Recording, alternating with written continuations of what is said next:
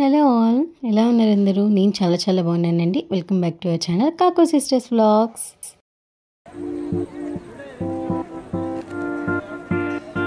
ఇక ఈ వీడియో వచ్చేసి డిసెంబర్ 13th తీశాను. మా వారు ఇరుముడి కట్టించుకుంటున్నప్పుడు. సో ఈసారి ఫ్యామిలీ అంతా కలిసి కేరళ ట్రిప్ వేసామన్నమాట. ఒక శబరిమలకి తప్ప ప్రతి టెంపుల్కి తిరగొచ్చు కదా, వెళ్ళేటప్పుడు అలా చూసినట్టు ఉంటుంది. మళ్ళీ ఛాన్స్ ఎప్పుడు వస్తుందో ఏమో అని చెప్పేసి సో అమ్మ, నేను, నాన్న అండ్ పాప వెళ్ళాము. అండ్ ఇంకొక స్వామి కూడా వచ్చారనమాట, మా వారు కాకుండా. సో ఇక్కడైతే ఫస్ట్ మా వారు కట్టించేసుకుంటున్నారు ఇరుముడి, తర్వాత ఇంకొక స్వామి ఉన్నారు.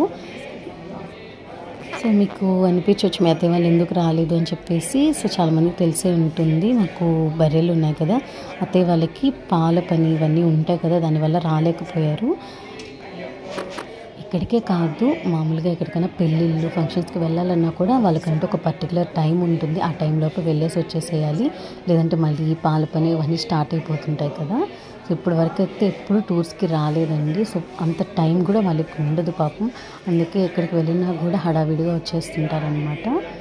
సో ఇంక అందుకని నేను అమ్మ వాళ్ళతో పాటు వెళ్ళాము. ఇకపోతే ఇరుముడి అయ్యప్ప గుడిలో కట్టించుకుంటున్నాము. నెల్లూరు దగ్గర అయ్యప్ప గుడి అందరికీ తెలిసి ఉంటుంది ఖచ్చితంగా. సో ఎవ్రీ ఇయర్ అక్కడే అండి కట్టించుకునేది ఇరుముడి. ఈ ఇయర్ కూడా అక్కడే కట్టించుకుంటున్నారు.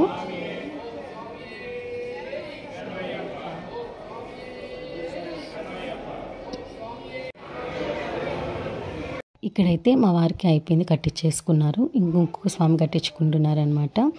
నాకైతే పర్సనల్గా అయ్యప్ప స్వామి దీక్షన్న, స్వామి మాలన్న చాలా ఇష్టం అండి. ఆయన దీక్షలో పాటించి ప్రతి నియమం కూడా చాలా బాగుంటుంది. అండ్ ఇంట్లో స్వాములు ఎన్ని రోజులు మాలేసుకుంటారో అన్ని రోజులు ఇల్లంతా కూడా చాలా ప్రశాంతంగా ఉంటుంది. మా ఇంట్లో అయితే మెయిన్ మా వారు మాలేసుకున్నప్పుడు ఏ రూమ్లోకి వెళ్ళినా కూడా ఒక మంచి విభూది స్మెల్ అనేది వస్తుంది. సో ఇంక ఇక్కడ 7:30-8 కల్లా ఇరుముళ్ళన్నీ కట్టించేసుకొని బయలుదేరేసాము. సో ఇంకా నాయుడుపేట అట్లా వెళ్ళినప్పటికి ఇంకా మార్నింగ్ బ్రేక్ఫాస్ట్ చేసేస్తున్నాం అనమాట.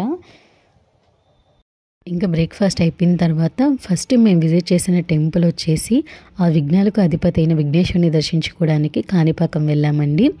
ఇక్కడ కాణిపాకంలో నేను ఆ కోనేరు అదంతా వీడియో తీయొచ్చు, కానీ మా వారుండి తీయకూడదు అని చెప్పేసరికి ఇంకా కార్లోనే పెట్టేసి వెళ్ళిపోయామన్నమాట మొబైల్.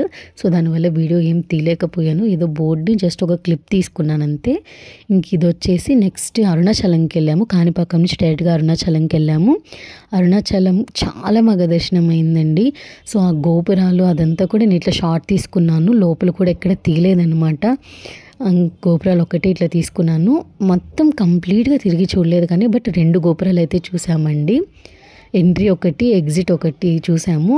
ఇంక లోపలంతా అయితే చాలా బాగుంది, చాలా ప్రశాంతంగా ఉంది. గుడి శివయ్య అయితే చాలా బాగా దర్శనం అయ్యాడు. సో అనుకోకుండా వెళ్ళాం కదా, నాకు ఎప్పటి నుంచో వెళ్ళాలని ఆశ. సో అనుకోకుండా వెళ్ళేసరికి బాగా దర్శనం అయ్యేసరికి చాలా హ్యాపీ అనిపించింది.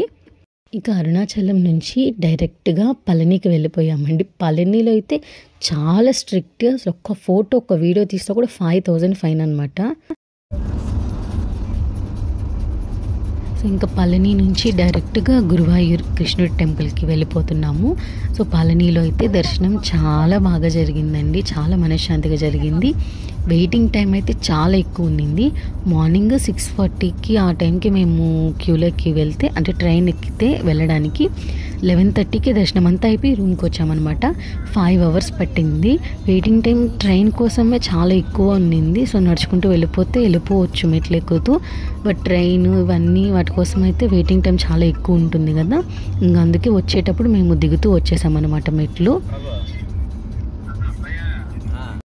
సో ఈ లొకేషన్ ఎక్కడో మీరు కమెంట్ చేయండి. ఇది మేము గురువాయూర్ వెళ్తున్నామని చెప్పాం కదా, వెళ్ళే దారిలో అనమాట ఇది. ఇది వచ్చేసి త్రిశూర్లో, Kerala, the first ever road tunnel in Kerala అనమాట. ఇది చాలా బాగుంది కదా, లైటింగ్స్ అదంతా కూడా. ఇది మార్నింగ్ టైమ్స్ దీంట్లో నుంచి ట్రావెల్ చేయడానికన్నా నైట్ టైమ్స్ ట్రావెల్ చేస్తేనే ఆ లైటింగ్స్ అదంతా కూడా చాలా బాగుంటుంది వ్యూ. సో ఇంకా గురువాయూర్లో దర్శనం అయిపోయిన తర్వాత డైరెక్ట్గా పంబకి వెళ్ళిపోయామన్నమాట. సో పంబలో ఏమంటే లేడీస్ అలో ఉంది, పంబకి అలో చేస్తున్నారు. సో పంబలో కేవలం లేడీస్ కాళ్ళు చేతులు మాత్రమే కడుక్కోవచ్చు. సో ఇంక అక్కడి నుంచి మేము పంబని అంతా చూసేసి మళ్ళీ ఎరుమేలికి రూమ్స్కి రిటర్న్ వచ్చేసామన్నమాట. పంబలో రూమ్స్ లేవు.